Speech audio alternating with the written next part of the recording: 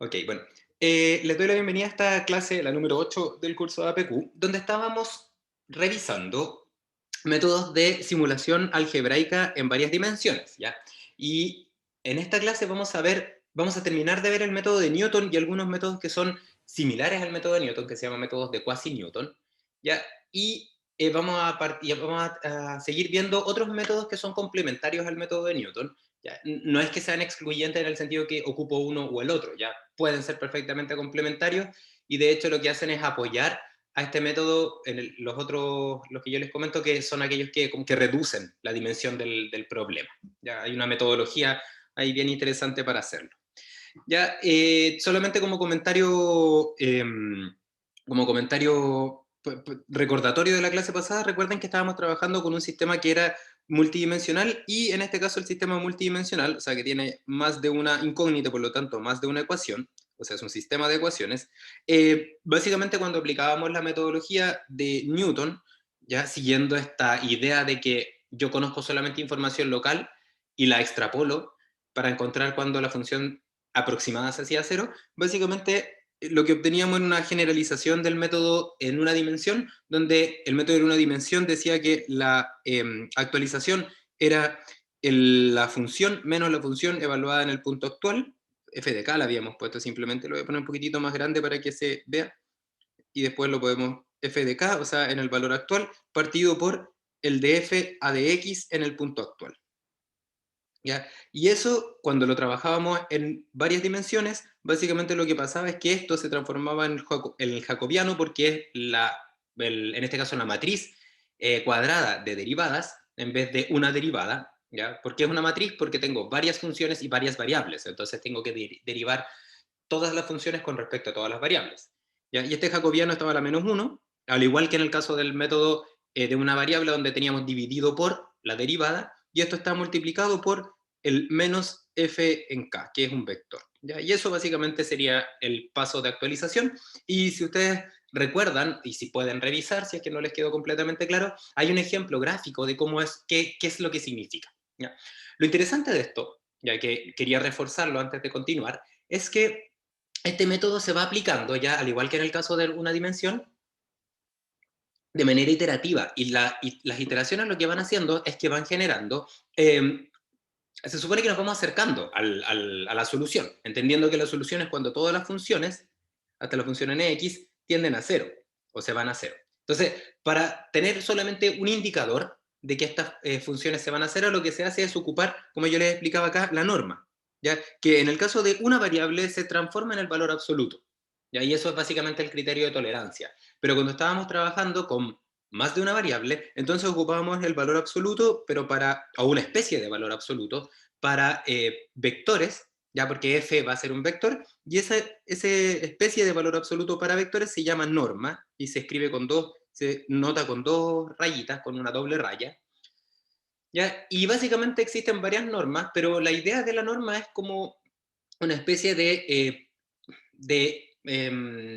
operador, en este caso un operador que reduce la dimensión y que pasamos entonces de un vector a un escalar, ya por eso la reduce la dimensión, y básicamente esta norma lo que hace es dar cuenta de la magnitud del vector, de qué tan grande es el vector. Porque claro, si es que el vector llega a ser cero, entonces su magnitud es cero. Entonces para eso uno trabaja con la norma, que es este indicador, y la norma tiene apellido. Ya puede ser norma, existen distintos tipos de normas y la norma que se usa generalmente es la norma 2 o la norma infinito, habíamos dicho, y la norma 2 en particular, o norma euclidiana, correspondía a la hipotenusa de un triángulo rectángulo en dos dimensiones o la hipotenusa de un hipertriángulo rectángulo, si quieren, en varias dimensiones. O sea, básicamente es la sumatoria de todos los catetos en todas las dimensiones, al cuadrado cada una de ellas, con una raíz, que es esta que ustedes ven acá abajo, ¿ya? Y que se ve de esta forma en dos dimensiones. ¿Ya? Entonces, y bueno, y también les dejo el caso de que la norma infinito es el máximo de todos los catetos, ¿ya? En valor absoluto. ¿Ya? Entonces, ¿por qué les cuento esto? ¿Ya? Porque habíamos hecho una última discusión respecto a cómo el método de Newton podía fallar por problemas de modelado debido a este criterio de parada. Ya, por eso era importante esto, porque al finalmente el método de Newton está implementado en MATLAB y en Excel. Entonces, por supuesto tenemos que saber cómo funciona, porque así podemos diagnosticar cuando nos equivocamos, y también cómo para. e identificar la fuente de error. Por eso es toda esta discusión que aparece en este curso, ¿ya? Entonces, básicamente ustedes pueden observar que cuando no estoy cerca de la solución, que era este caso que yo les mostraba acá de la clase pasada, donde esto es la intersección de dos planos, ya que son básicamente dos planos que se supone que se parecen a la función alrededor del punto inicial, el x0, y que la intersección daba una solución, que era un 4, menos 2 era, de que con respecto a x1 y x2. Y esa es la solución del problema aproximado, del problema lineal. Entonces, si eso, decíamos, si eso lo vemos ahora, estos valores, 4 y menos 2, los aplicamos a la función real, ya la función que tiene curva y todo eso, y entonces a esa función real nos vamos a dar cuenta que sus valores no eran cero, estaban lejos de ser cero. ¿Ya? ¿Qué implicaba eso? Que no estábamos en el valor solución del sistema de ecuaciones. Y ahí uno decía, claro, ese 100 y 63 son dos valores que los transformamos en uno solo utilizando la norma, que ahí se la estoy mostrando, ¿no es cierto? Y esta norma básicamente era equivalente a poner 100 elevado a 2 más 63 elevado a 2 y la raíz, ¿ya? Y gráficamente eso se ve así, pues, como yo les estoy mostrando acá, donde les había dicho al final de la clase que teníamos esta hipotenusa que representaba esa hipotenusa a la norma, entendiendo que en este gráfico tenemos en el eje horizontal a todos los valores que tenga la variable, perdón, tenga la función f2 en cada iteración. Por ejemplo, aquí está la función f2 en la primera iteración, que dio 100, y el eje vertical en este caso representa el valor que tiene la función f1 en la primera iteración, y en la segunda y en la tercera también los podemos graficar en este mismo sistema. ¿Ya? Entonces, como esto es un triángulo rectángulo, entonces el par f1, f2 para cada iteración forma un triángulo rectángulo, entonces es súper fácil ver la norma 2, que corresponde a esta hipotenusa de estos triángulos rectángulos. Entonces, claramente, nosotros podemos ver acá que cuando la norma va tendiendo a cero, cuando la hipotenusa va tendiendo a cero, los dos catetos van tendiendo a cero. O al revés, cuando los dos catetos van tendiendo a cero, la hipotenusa va tendiendo a cero. ¿Ya? Entonces, desde ese punto de vista, tiene mucha lógica el utilizar una herramienta como esta función escalar norma para poder identificar cuándo tenemos que dejar de iterar. ¿Ya? Y claro, si ustedes quieren ver cómo se ve la norma, ya no así, por ejemplo, sino que ahora lo que podemos hacer es entonces graficar en el eje X, F1, perdón, en el eje X, X1, en el eje Y, X2, y para cada valor la norma directamente, ¿ya? O sea, para cada par X1 y X2 la norma, lo que van a ver es esto que está acá, que se ve ahí arriba. ¿Ya? Donde la norma es siempre positiva, porque es una hipotenusa, excepto en un punto que es cero, que es cuando los dos catetos se van a cero, o en más de uno, cuando el sistema tiene más de una solución. ¿Ya? Y entonces pueden ver que acá, si uno hace un zoom, acá en este puntito, está el único punto, porque en este caso el sistema tiene solamente una solución, donde la norma tiende a cero, y es justamente el punto solución. Si yo reemplazo acá en las funciones f1 y f2, me voy a dar cuenta que cada una de ellas es cero. ¿Ya? Entonces, así se ve la solución desde distintos puntos de vista. ¿Ya? Pero, ¿por qué quiero llegar a revisar nuevamente la norma? Es porque efectivamente existen situaciones en las cuales vamos a seguir usando la norma, porque la norma es el criterio estándar que utilizan estos métodos numéricos, pero falla. ¿Ya? Y falla fundamentalmente cuando la norma no es capaz de representar, no representa las funciones. Vamos a ver todas las funciones. Las funciones. ¿Ya? ¿A qué me refiero con eso? Que si es que tenemos distintos órdenes de magnitud, que fue lo último que conversamos en la clase pasada, por ejemplo, definimos que la función 1 es un balance de materia por componentes, que, por ejemplo, digamos que el componente que estamos intentando modelar tiene una composición muy pequeña, entonces el orden de magnitud de esa ecuación va a ser muy pequeño, porque estoy buscando valores pequeños. Y por el otro lado, si es que, por ejemplo, la función 2 representa un balance de energía, ya que están unidades de sistema internacional, que generalmente son súper grandes, entonces nos vamos a dar cuenta que quizás, por ejemplo, por cada valor de, no sé, de temperatura que estemos probando, me va a dar un balance de energía que va a ser del orden de 10 elevado a 3, excepto cuando estemos cerca de la solución donde se va a ir rápidamente a cero. ¿Ya? ¿Por qué? Porque básicamente los órdenes de magnitud de las ecuaciones los determinan los coeficientes que aparecen en las ecuaciones, los C sub p, las densidades, etcétera. Eso es lo que va multiplicando finalmente a estas incógnitas. Entonces, en ese caso, podríamos tener una situación como esta, ya como la que aparece en esta gráfica, ya donde observamos que el eje X se lleva todo el peso de la hipotenusa, porque efectivamente, para distintos valores de los iteradores, los dos iteradores que estemos probando, ¿ya?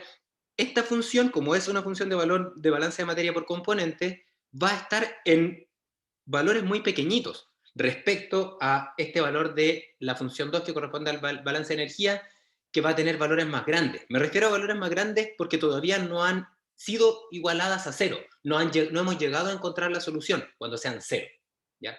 Entonces, en este caso no se representan todas las funciones, sino que la hipotenusa es casi igual, ¿ya?, a la función f2 como aparece ahí, ¿ya? ¿Y eso por qué es? Porque existen distintos órdenes de magnitud, ¿ya? Entonces, para evitar eso, lo que uno debiese hacer es hacer una transformación, ¿ya? Y esa transformación es una transformación numérica, ya que si, por ejemplo, estuviésemos hablando con la profe Aldonza o la profe Mariapa, nos dirían que eso se llama adimensionalización, ¿ya? Y está bien, de hecho la forma más correcta es adimensionalizar las funciones, ¿ya? Pero como mi objetivo acá es hacer este curso más práctico, adimensionalizar tiene varias ventajas, y una de ellas es básicamente como que llevar al mismo orden de magnitud todas las ecuaciones con las que estamos trabajando. Tiene más ventajas, tiene ventajas relacionadas con el análisis. Ya, por ejemplo, cuando usamos números adimensionales, podemos hacer un análisis respecto a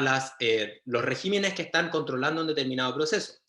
Pero dejando esa ventaja de lado y pensando simplemente en la parte que nos interesa, que es la estabilidad numérica y la capacidad de convergencia de un algoritmo, ¿ya? Lo que necesitamos fundamentalmente es que cada una de las funciones sea comparable entre ellas, antes de llegar a la solución, ya con el objetivo de que la norma se parezca a la hipotenusa se parezca a todos los catetos.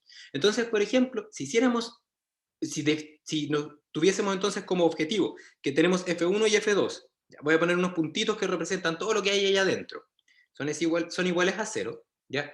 Lo que yo podría hacer es hacer esto, tomar estas funciones que están representadas en esa gráfica, y por ejemplo esta, dividirla por 1 por 10 a la menos 2. ¿Por qué? Porque yo sé que esto tiene ese orden de magnitud, ¿ya? Y esta otra función, dividirla por 10 elevado a 3. ¿Por qué? Porque yo sé que tiene ese orden de magnitud, por ejemplo, en el iterador inicial. Puedo evaluar en el iterador inicial y ver cuáles son sus órdenes de magnitud. Y a partir de eso sacar un número, ya un 10 elevado a algo. Entonces así, cuando yo divida, por ejemplo, ahora eso se va a transformar en un F1 gorrito, por ejemplo, y un F2 gorrito. Entonces, si yo veo ahora bueno, lo primero, ojo, no se les olvide, como lo único que hice fue dividir por una constante, las funciones gorrito y las funciones sin gorro tienen la misma solución. Tanto las originales como las divididas por esa constante van a llegar a cero para el mismo valor de las incógnitas, ¿ya? Pero la gracia que tiene eso es que cuando yo, en vez de poner F1, entonces, pongo F1 gorro, entonces eso ya es del orden de 10 elevado a cero, porque dividí por su orden de magnitud, el original. Y lo mismo pasa acá, que en vez de ser F2 voy a poner F2 gorro, y aquí entonces esto va a ser del orden de 10 elevado a cero, ¿ya? Y entonces, ¿qué va a pasar? Que en vez de ver esa diferencia fundamental que existe entre las dos órdenes de magnitud, lo que voy a observar es esto, que las cosas van a parecerse ahora. Ya voy a tener una especie de triángulo equilátero, ¿ya? O sea, un triángulo isósceles, perdón, sería un triángulo isósceles rectángulo, que tiene los dos lados, dos de los tres lados iguales, ¿ya? O muy parecidos entre ellos. Y entonces ahí efectivamente la norma representa o es un buen indicador de F1 y de F2 al mismo tiempo, ¿ya? Entonces, desde ese punto de vista voy a llegar a obtener una solución. Tengo una pregunta que me hacen por el chat que dice, profesor, ¿no es necesario que la constante por la que se dividen las funciones deba ser igual para ambas funciones? No, no, Ricardo. De hecho, la idea es que sean distintas, porque si observas, el hecho de que existan distintos órdenes de magnitud implica que tengo que dividir por distintas constantes, ¿ya? Porque de otra forma, por ejemplo, si yo decidiera dividir por 10 elevado a 3 todo, ¿cachai? Entonces me quedaría acá por 10 elevado a 3, y entonces pasaría a ser esto 10 elevado a menos 5. ¿Cachai? Entonces seguiría teniendo esta misma diferencia de órdenes de magnitud. ¿Cachai? Entonces, no sé si se entiende, Ricardo. Dígame un sí o no por el chat, o si no sigo ahondando en el tema. ¿Vamos a esperar? Sí, se entendió. Ya, súper. Ya, entonces, la idea es dividir por las constantes que básicamente, como les digo, y permitan que estas cosas tengan órdenes de magnitud similares. ¿Ya? Y para eso, una forma muy sencilla de identificar estos órdenes de magnitud es evaluando, porque ustedes van a partir con un iterador inicial y lo que pueden hacer en su función programada en MATLAB, por ejemplo, que la van a resolver luego con el FSOL, es evaluarla antes de resolverla. Y entonces observar qué pasa con F1, con F2, con todo. Verlo, ver el número que aparece ahí. Y van a darse cuenta que si es que, por ejemplo, con el iterador inicial todo está del orden de 10 elevado a 0 o 10 elevado a... que los órdenes de magnitud sean iguales, súper, puedo seguir trabajando. Pero si es que no, lo que puedo hacer es identificar los distintos órdenes de magnitud y entonces dividir por esos órdenes de magnitud dentro de la función. Y entonces vuelvo a hacer el mismo test, pero ahora, como dividí por los órdenes de magnitud dentro de la función, ahora esa función pasaría a ser una función gorro, y esa función gorro debiese tener ya ahora órdenes de magnitud similares. ¿Ya? Ok. Por supuesto, con ejemplos se entiende mucho mejor. Ya, y hacia allá me gustaría intentar llegar. Ya, pero como regla del dedo gordo, quédense con esto. Si tenemos distintos tipos de balance, generalmente va a ser necesario hacer este procedimiento.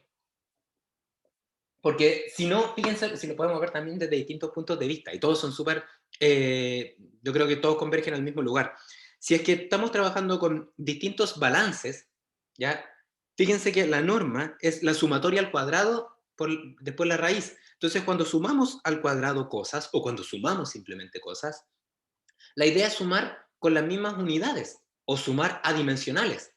Entonces, si no generamos este procedimiento de normalización o adimensionalización, lo que estaríamos haciendo sería equivalente a sumar, no sé, ppm al cuadrado más watts al cuadrado, lo cual no tiene sentido. Entonces, por eso hacemos este procedimiento como de transformación de este modelo, ¿ya? Y si se fijan, el método de Newton puede ser súper bueno, como yo les explicaba, pero es responsabilidad de la persona que está modelando el tener un sistema de ecuaciones que permita que este método de Newton sea bueno y por lo tanto resuelva.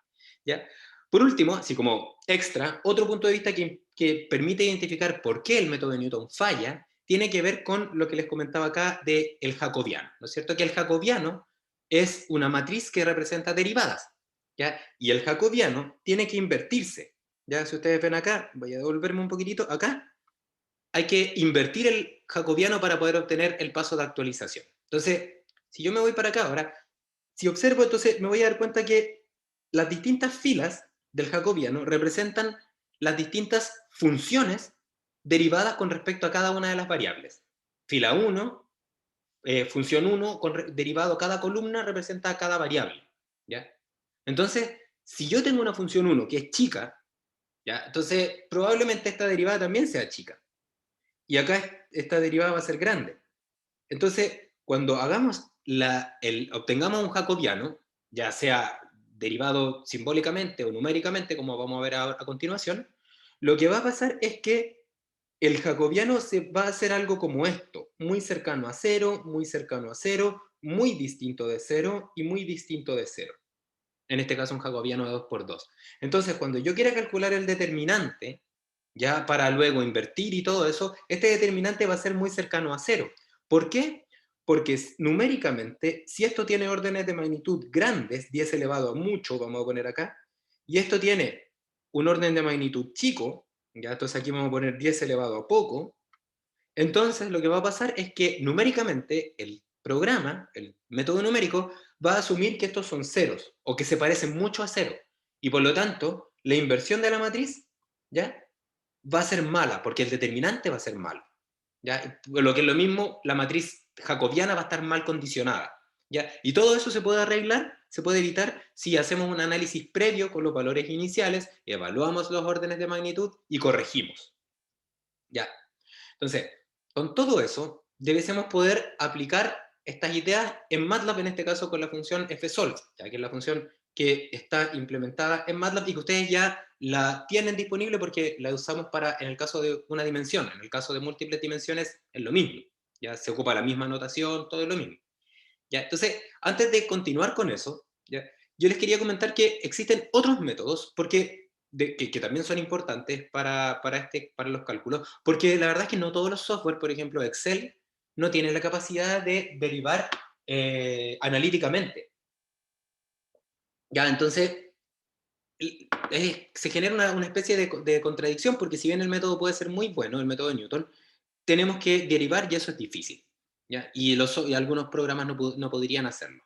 Entonces, para evitar eso, existen muchas, o han existido durante la historia del desarrollo de este tipo de algoritmos, muchas alternativas. ¿Ya? Ahora mismo, por ejemplo, la alternativa más interesante se llama diferenciación automática, ya que es una metodología súper interesante que se basa fundamentalmente en una programación que se llama programación siguiendo una estructura de árbol, que básicamente lo que hace este método de diferenciación automática es identificar la regla de la cadena. Ya es una metodología súper interesante que pueden buscar más información en estos códigos, lo pueden buscar en Google, estos códigos que tienen asociada la diferenciación automática, ¿ya? Y que de hecho los software que han implementado diferenciación automática son órdenes de magnitud mejores que los que no la tienen, ¿ya? Pero eso es todo un procedimiento que tienen que implementar los desarrolladores y las desarrolladoras de software. Entonces es algo que lleva tiempo y no todos lo tienen. MATLAB, por ejemplo, no lo tiene, ¿ya? Entonces, ¿qué hace MATLAB? ¿Qué hace Excel?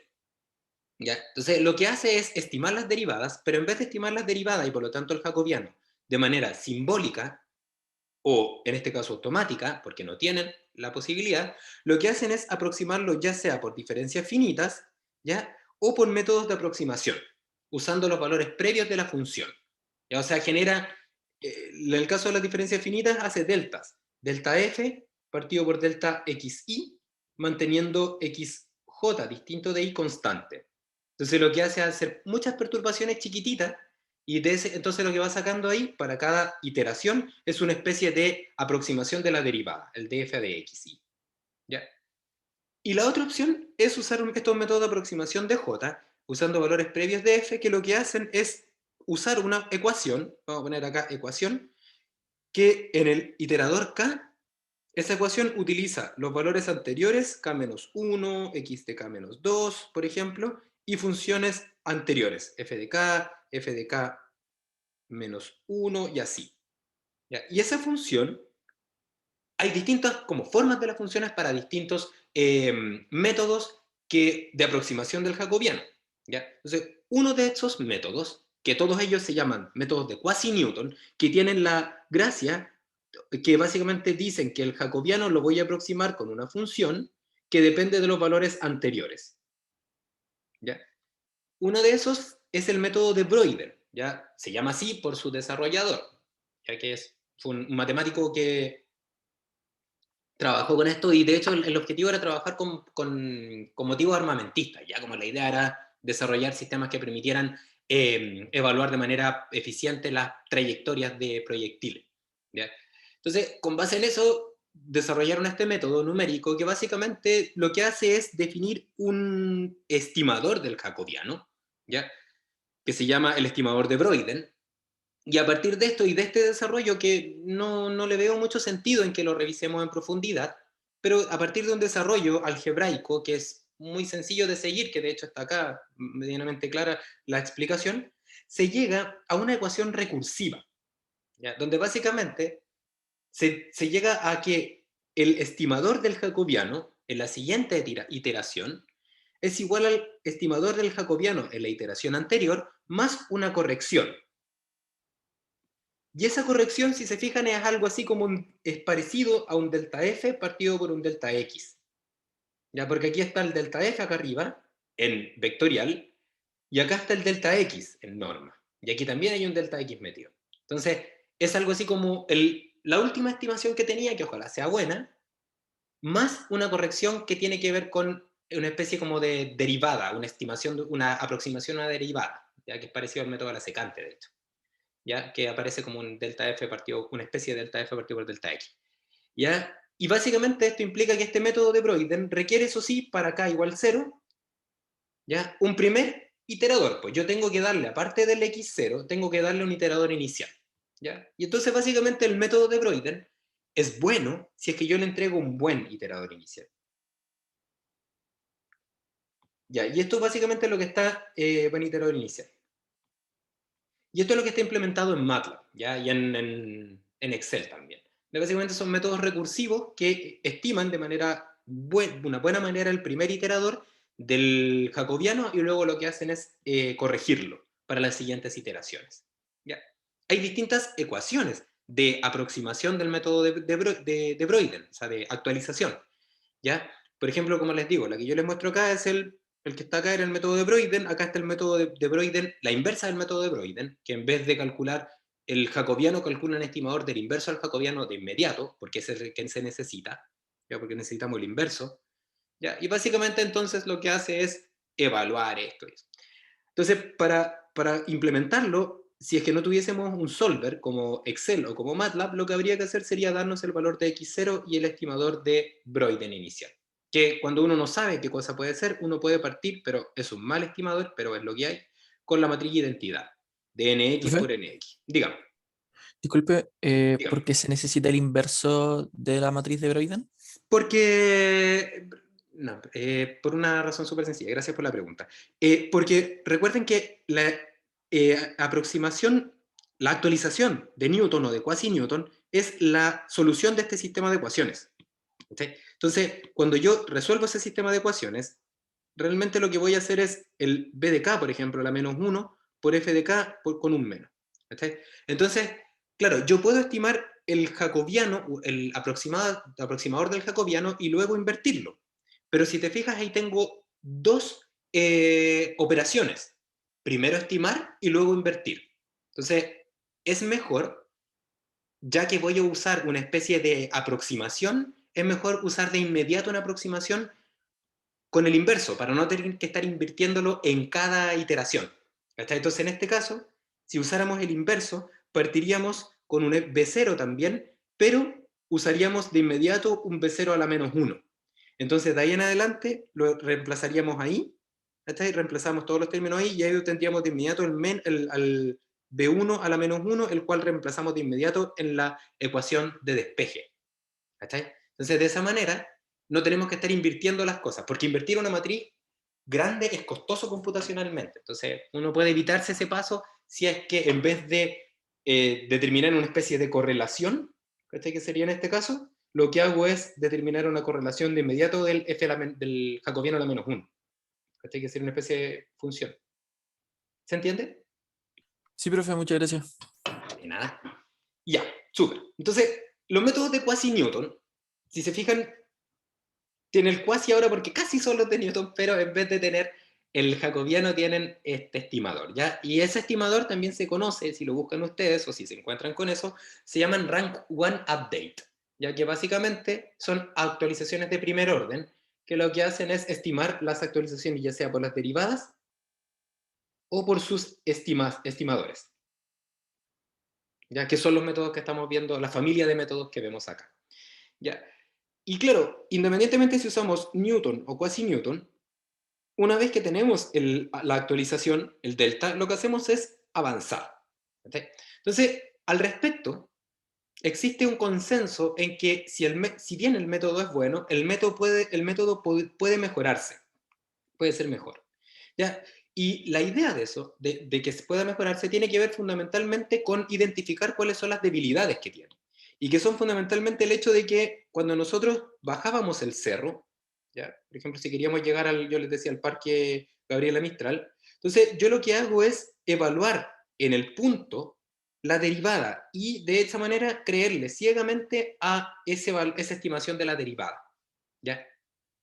Entonces, eso es una buena idea, en el sentido de que somos capaces de converger pronto, pero quizás esa idea podría ser mejorada. Y la forma de entender cómo podría ser mejorada es con otro ejemplo, desde mi punto de vista. Entonces, imaginémonos, mis capacidades de dibujo no son muy buenas, pero imaginémonos que esto es Chile. Vamos a hacerlo, es como una especie de Chile.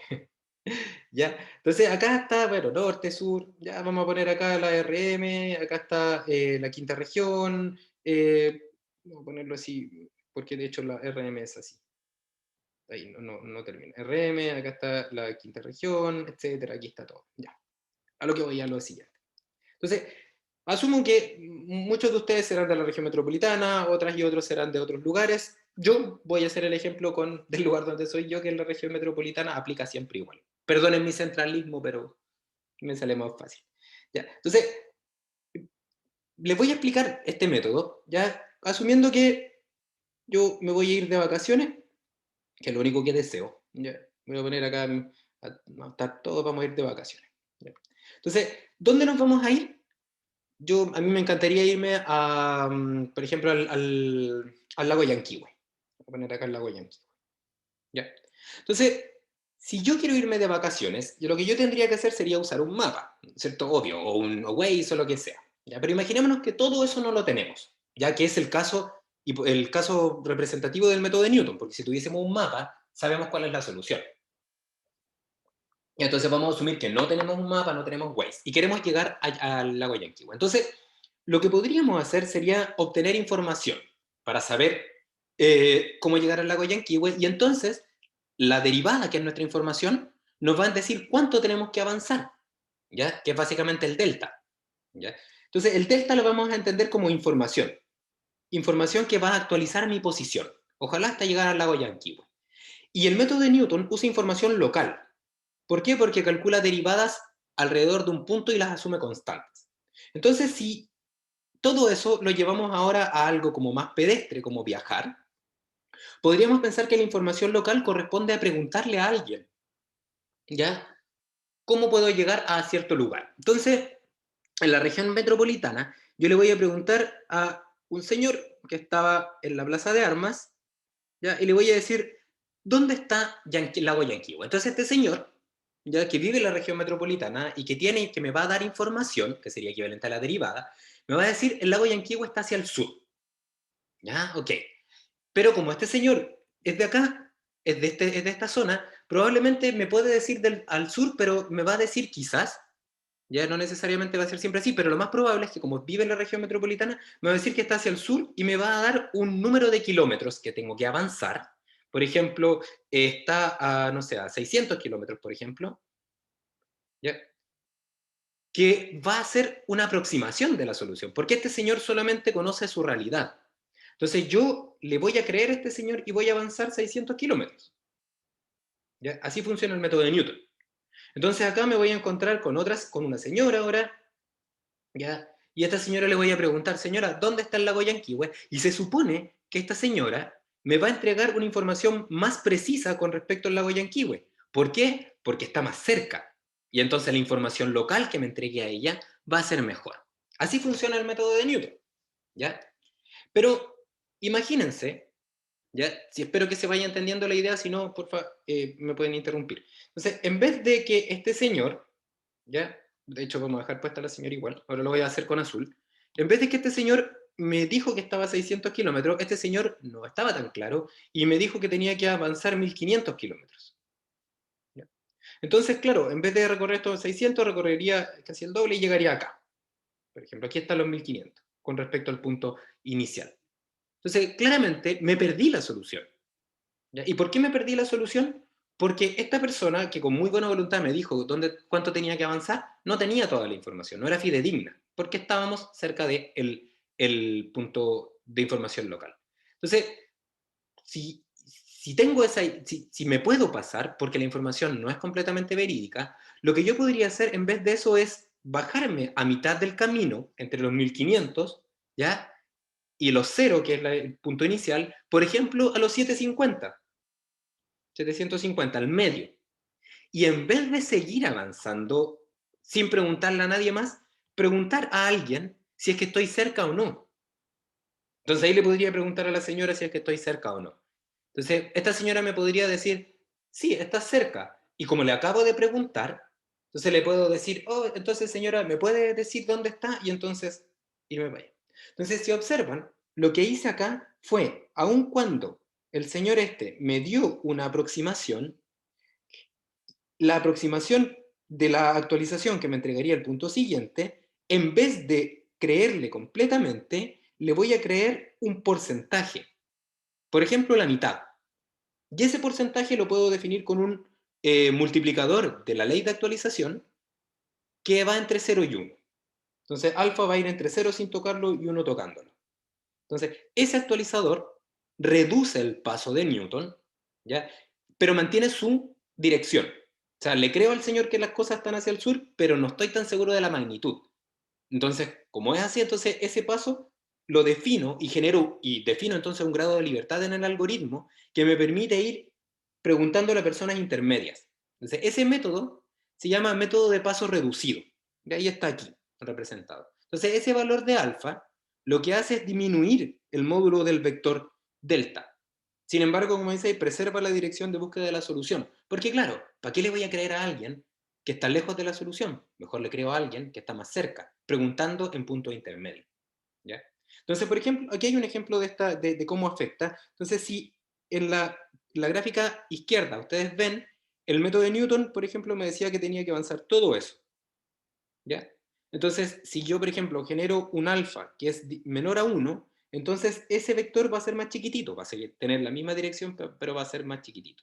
Entonces, en este caso particular, por ejemplo, en la elección del alfa lo que va a hacer es que va a hacer que me demore más en llegar a la solución, porque voy a tener que dar pasos más chiquititos, mientras que acá el vector era más grande, por lo tanto voy a avanzar más en cada paso, ¿ya?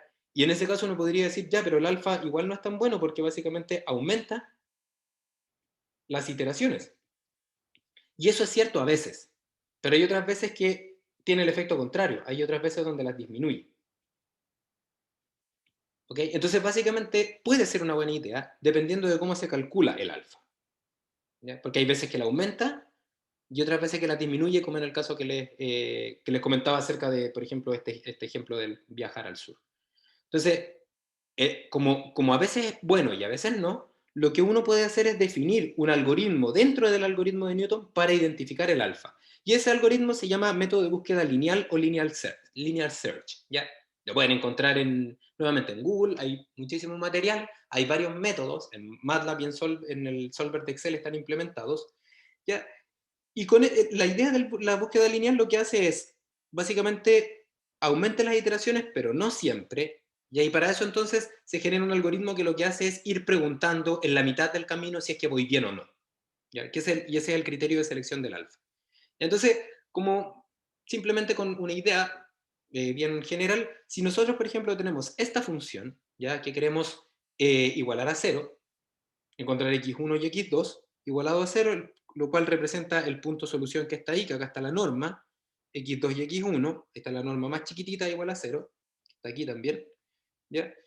Que es creo que el 3,4 también, que es el mismo problema.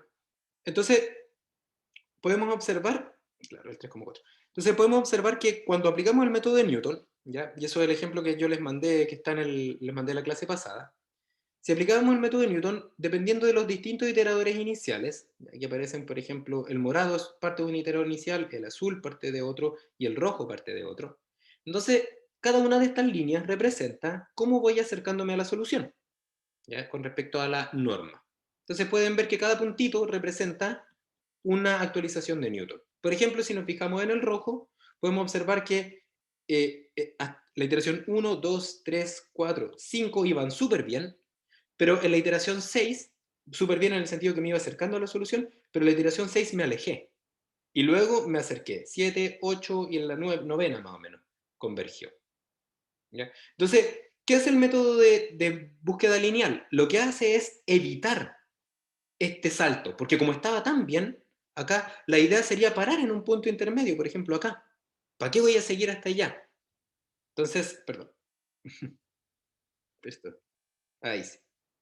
Ah, denme un momento, por favor, que se me desconfiguró todo. Ahí estoy, nuevamente. Entonces, lo que hace, perdón, aquí estaba, nuevamente aquí. Entonces, lo que hace este método es evitar que me aleje, ¿ya? Lo busco en el método de búsqueda lineal.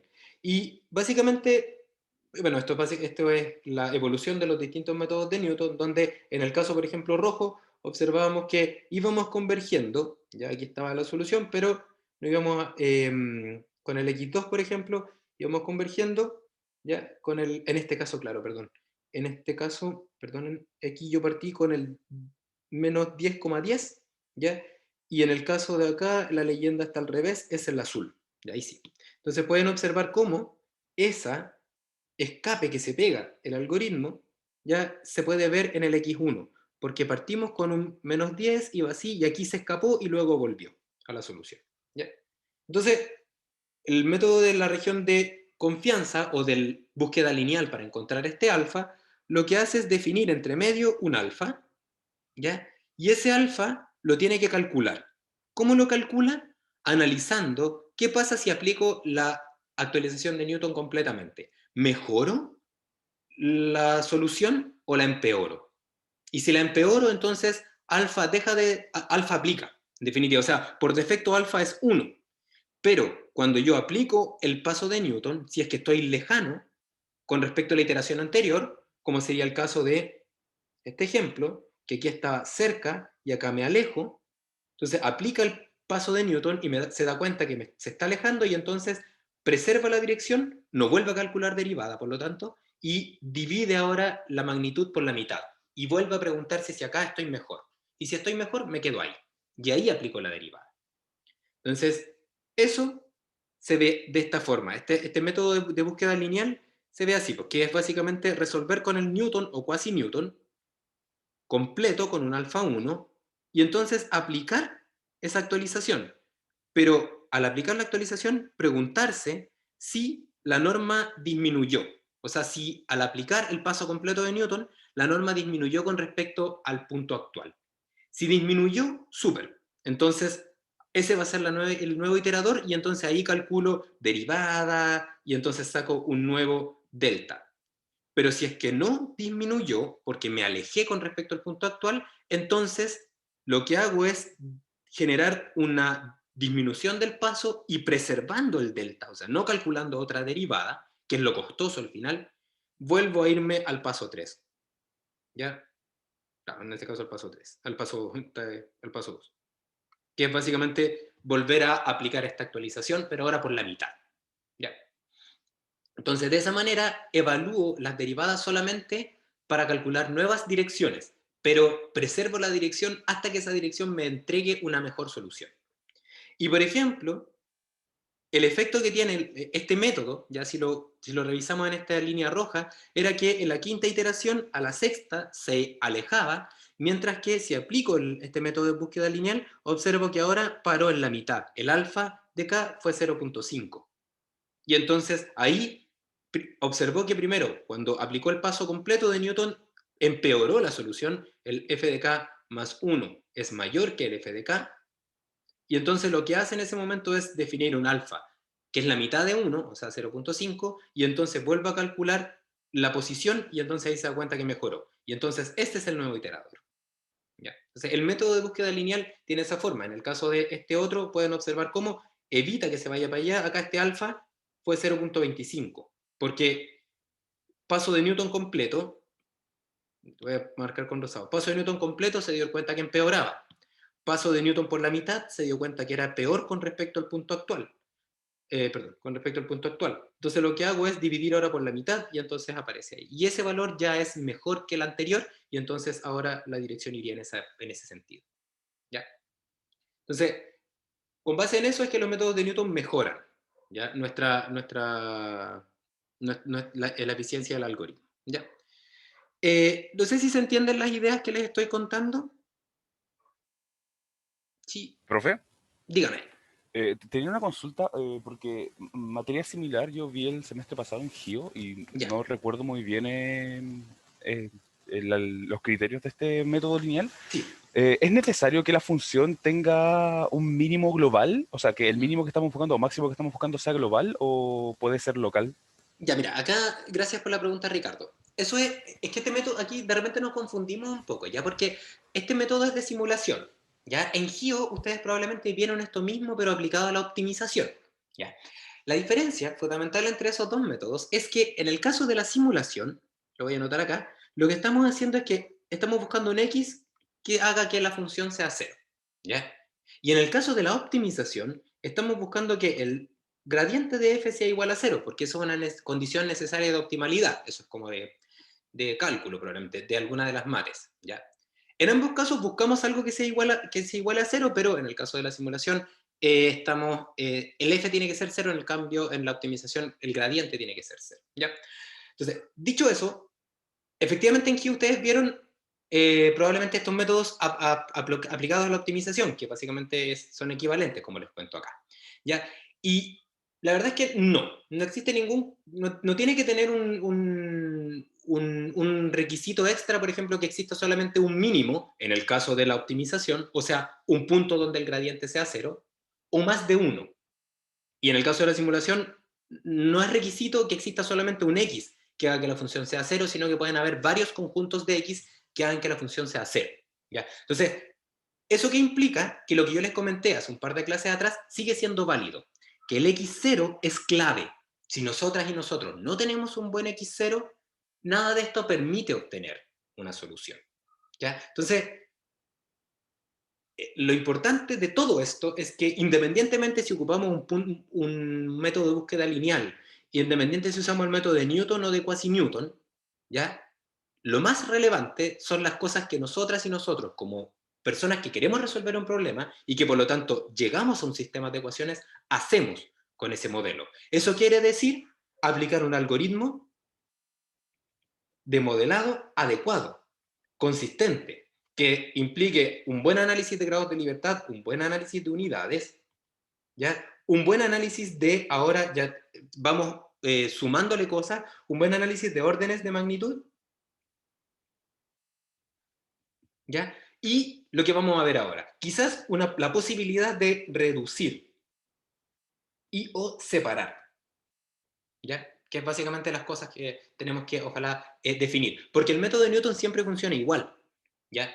Independientemente si hay una solución o varias soluciones. Entonces, para eso, perdón, falta órdenes de magnitud, reducir y separar, y el último, que es muy importante, un buen valor de un iterador inicial. Entonces, todas esas cosas tenemos que darlas, ya, para obtener un buen resultado. ¿Ya? Espero haber respondido a la pregunta, Ricardo. Sí, se entiende, profe, muchas gracias. Ya, nada.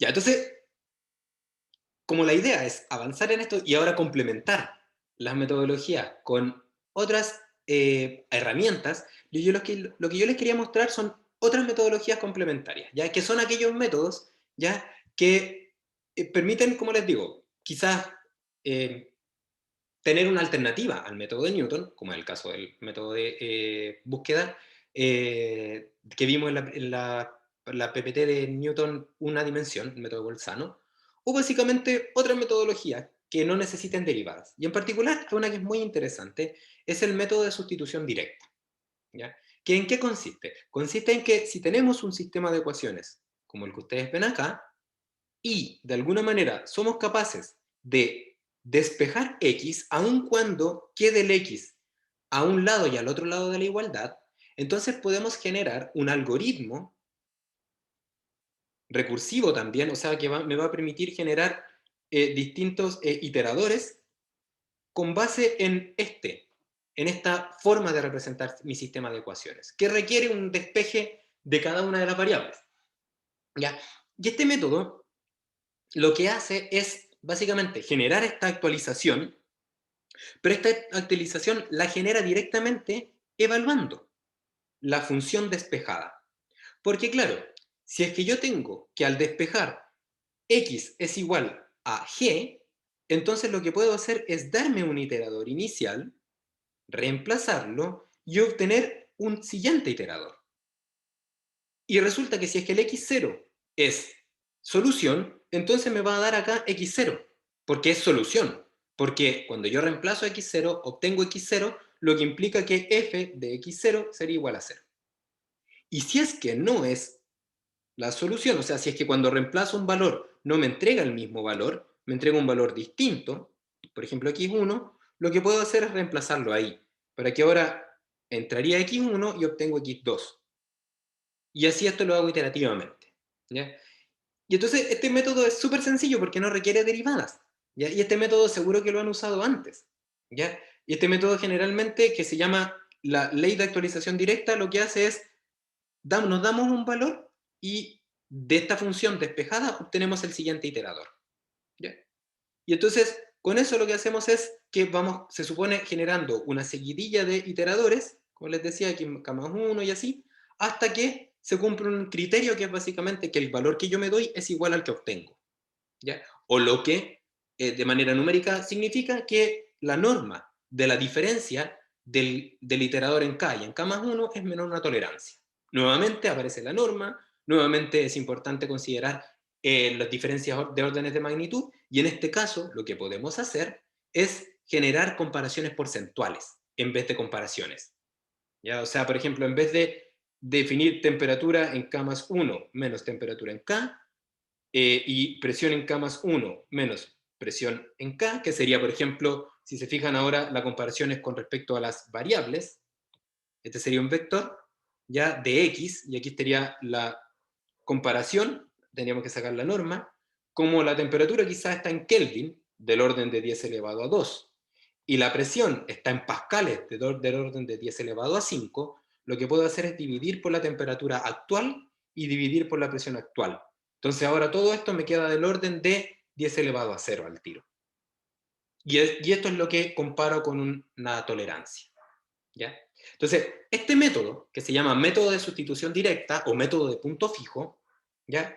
Ustedes lo han usado antes, ¿ya? Y les recuerdo así, como aparece siempre, uno puede trabajar con este concepto de memoria emotiva, ¿ya? Que siempre nos ayuda, ¿ya? Seguro que ustedes recuerdan bueno, si no, si no lo van a recordar ahora, las iteraciones para calcular el punto de burbuja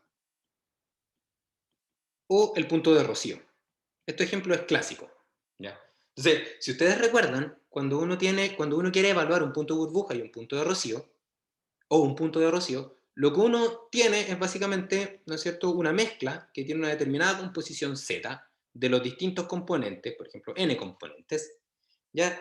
Y estamos interesadas o interesados para una presión dada, por ejemplo, presión dada, en determinar la temperatura, en este caso, de burbuja, ¿ya? Entonces, por ejemplo, vamos a asumir que este sistema se comporta de manera ideal, para que sea más fácil. O sea, aplica para los equilibrios la ley de Dalton y la ley de Raoult. Si no se acuerda de esto, no se preocupe, porque para nosotros va a ser simplemente una especie de aplicación. ¿Ya? Entonces, cuando nosotros y nosotras queremos calcular la temperatura de burbuja en este caso, ¿ya? Tenemos que acordarnos de qué significa una temperatura de burbuja, ¿no es cierto? Y si ustedes ahora hacen un diagrama, este diagrama es un diagrama así, creo que así, si no me pueden ahí ayudar, quienes son los y las expertas en termodinámica, ya que a mí me gusta harto la termo, pero mi expertise quizás no es la mejor. Ya, entonces creo que esto es así. Ya ustedes tienen, por ejemplo, acá una fase arriba de esto es un sistema, aquí está la temperatura para una presión fija. Fija. Creo que hace. Si no, ahí hacemos los cambios correspondientes. Entonces, este correspondería, por ejemplo, ¿ya?, a una composición ya del componente ZJ. Entonces, sabemos que nuestra mezcla, cuando no está a una temperatura de burbuja, está por debajo de la temperatura de burbuja, es un líquido, como es el caso de acá. Y resulta que a medida que yo lo voy calentando, manteniendo la presión fija, me voy a encontrar en un punto donde aparece la primera burbuja, y esa primera burbuja, si yo le hago un zoom acá, ¿no es cierto? Entonces, si yo leo ahora la presión, o sea, la composición ahora, pero ahora en la fase vapor, y aquí está la fase líquida, lo que voy a observar es que en este caso el componente ZJ, que va a ser un componente volátil, ¿no es cierto?, va a aparecer acá esta composición. Acá estaría el I sub J, y acá va a estar el Z sub J, ¿ya? Y estas dos composiciones están en equilibrio. Están en equilibrio. Entonces, básicamente, esa idea de cómo se calcula la temperatura de burbuja, que me permite hacer esta revisión del método del punto fijo, o un método de sustitución directa, ¿ya? Lo que hace básicamente es decir, bueno, si quieres calcular la temperatura, modela tu sistema para que puedas calcular la temperatura. Y el modelo no es muy difícil, ¿no es cierto? Porque básicamente lo que tenemos que hacer es definir los equilibrios, ¿ya? Porque este sistema no es muy por lo que les digo, el modelo se puede revisar de termo y eso, pero básicamente ustedes debiesen llegar, ¿no es cierto?, a algo como que el I de J, ¿no es cierto?, es igual a la presión de vapor en la temperatura incógnita de la componente J, del compuesto J, ¿no es cierto?, multiplicado por ZJ, y esto partido por la presión. Esta sería la presión total, en este caso, porque ahí está la ley de Dalton, metida ahí. Y si observan, esto se puede, la definición del equilibrio se puede hacer para todos los componentes, para los n componentes.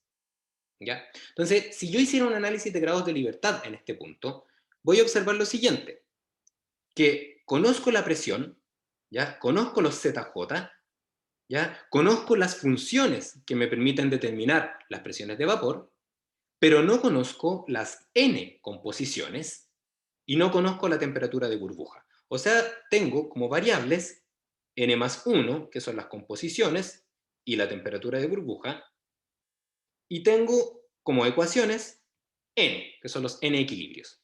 Entonces, de acá probablemente, si se acuerda de el profe Gonzalo, el profe Tania, o el profe Juan de la Fuente, o Patrick, dependiendo de quién les hizo sus respectivas termodinámicas, recordarán también que, ¿ya?, uno acá puede plantear una ecuación más que cuando tenemos dos fases, y no una sola como esta que está en equilibrio, o sea, cuando tenemos dos fases que son cuantificables, no infinitesimal, como es el caso de acá, se llama ecuación de Rutherford-Rice, ¿ya?, y que básicamente dice que la aplicación de la ecuación de Rutherford-Rice en este caso es la sumatoria de y para todos los componentes es igual a 1. ¿Ya? Y entonces acá aparece una ecuación más y entonces los grados de libertad son 0. Por supuesto, conociendo la presión y la composición. ¿Ya?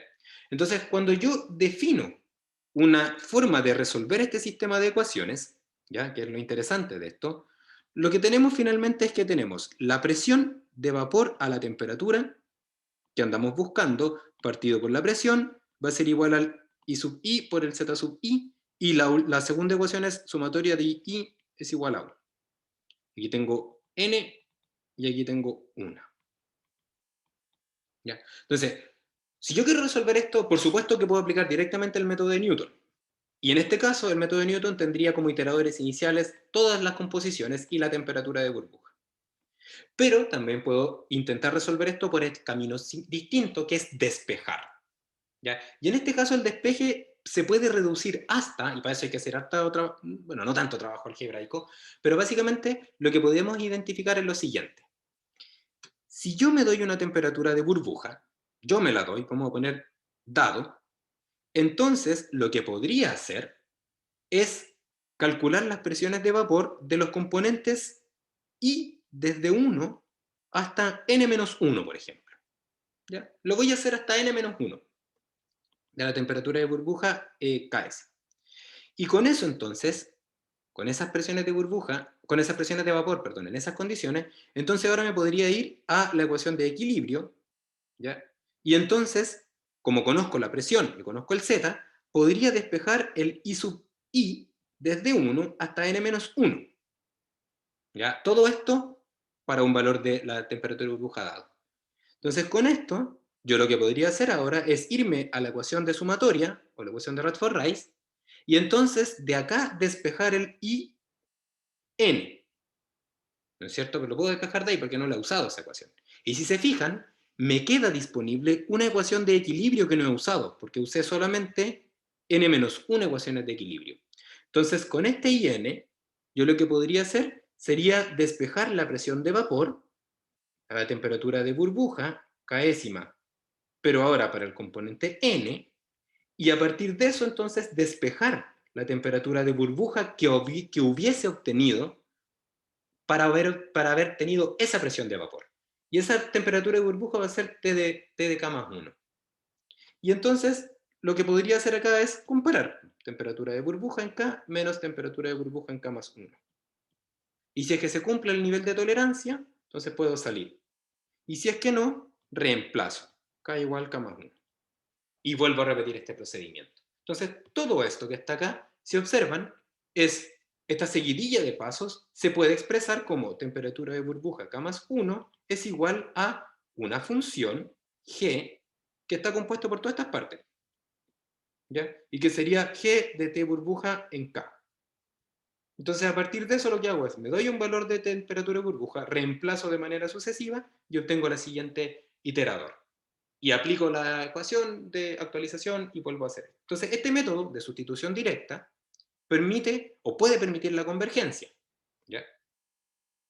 Y, bueno, ¿es bueno el método? Sí, porque no necesita derivada, pero no siempre converge a una solución. Entonces, cuando no converge, aquí hay todo un análisis que identifica cuándo converge y cuándo no, ¿ya? Y, bueno, básicamente el análisis que es interesante acá, que más allá de la parte algebraica, es el hecho de que hay veces que no va a converger, no siempre converge.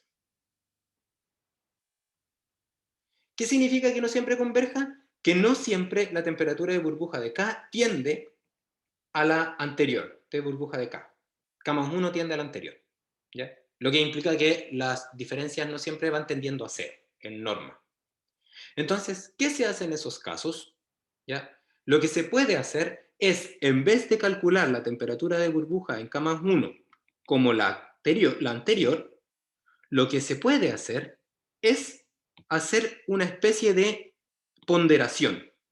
Entonces podríamos poner por un ponderador, si definimos un ponderador que vaya entre 0 y 1, entonces podríamos esta temperatura de burbuja que yo tenía anteriormente, ponderarla por un determinado factor, y ese factor sumarle ponderadamente el 1 menos omega, ¿ya? Que sería este ponderador, multiplicado por lo que me entrega la función, que sería el equivalente, en este caso, al término este pero y esto está, lo voy a poner tal como está acá para que me quede igual.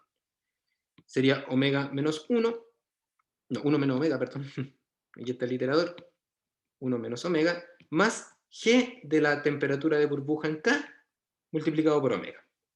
Entonces, básicamente, se observan, al igual que en el caso del alfa, que uno define una especie de regulador de la ley de actualización, en este caso también. Si es que el omega es 1, este término es 0, y entonces básicamente es el método que les había contado anteriormente. Pero si el omega es, por ejemplo, un medio, o sea, 0,5, entonces digo, el 50% de la actualización lo voy a dejar igual al valor anterior. Y solamente el otro 50% lo voy a utilizar la ley de actualización que me entrega el punto fijo. Entonces, de esa forma, puedo generar un método que puede ser convergente cuando tengo problemas de convergencia, ¿ya? Entonces, les dejo esta idea en la cabeza, ¿ya? Porque el cálculo de omega, bueno, si ustedes tienen la posibilidad de acceder a SuperPro, ya que como no estamos en la U, no se puede, pero el método, por ejemplo, SuperPro o HYSYS, que también funciona así, porque es el método que se utiliza para manejar los reciclos en los flowsheets, ¿ya? Estos métodos, existen metodologías, perdón, para calcular el omega, ya que va entre 0 y 1. Y allí aparecen dos que yo las nombro. Pero para nosotras y nosotros, puede ser directamente un criterio que puede ser manipulado y que el valor, así como de regla al dedo gordo, está entre aproximadamente 0,75 o 0,8. ¿Ya? Entonces ese número dice que la actualización la voy a creer, pero no le voy a creer en un 100%, sino que le voy a creer en un 75%, en un 80%. Entonces con eso, lo que voy haciendo es que si mi temperatura de burbuja solución estaba acá, y acá estamos representando cada una de las iteraciones, entonces si la primer valor que yo medí está acá, y con un omega me hubiese dado, por ejemplo, el siguiente está acá, ¿ya? Y el siguiente quizá está allá, y el siguiente está más allá, y el método diverge, lo que podríamos hacer es multiplicar por un valor intermedio para que no se escape, y multiplicar por un valor intermedio para que no se escape, y entonces el método vaya convergiendo hacia la solución, ya que es equivalente a que estos puntitos ya se hagan tan cercanos que el determinante de la resta es menor a una tolerancia. Entonces este método se llama método de punto fijo. Y es el método donde básicamente lo que hacemos es método de sustitución directa, pero multiplicarlo por un ponderador que disminuye la oscilación, ¿ya?